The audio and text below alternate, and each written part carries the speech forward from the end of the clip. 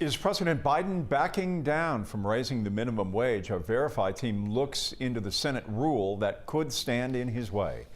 Here's Evan Kozlov.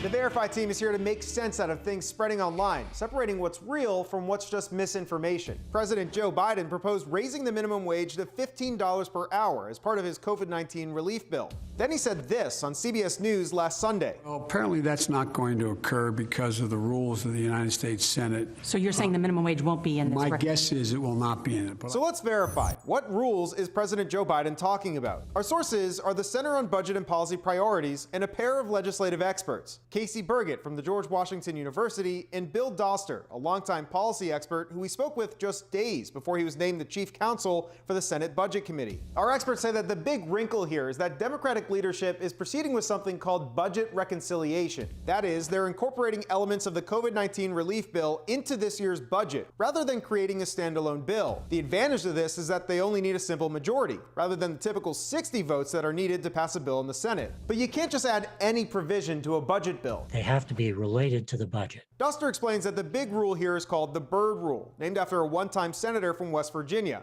To simplify, added provisions must be related to spending or revenues. So how does the minimum wage play into this? Well, Doster explains that the budget impacts can't just be, quote, merely incidental to the policy goals. So maybe raising the minimum wage does impact the budget by reducing the amount of public benefits for low-income people. But the question is, was that the main purpose? Is this a bigger policy change than it is a budgetary change? And the final decision on that is decided by the Senate parliamentarian, Elizabeth McDonough.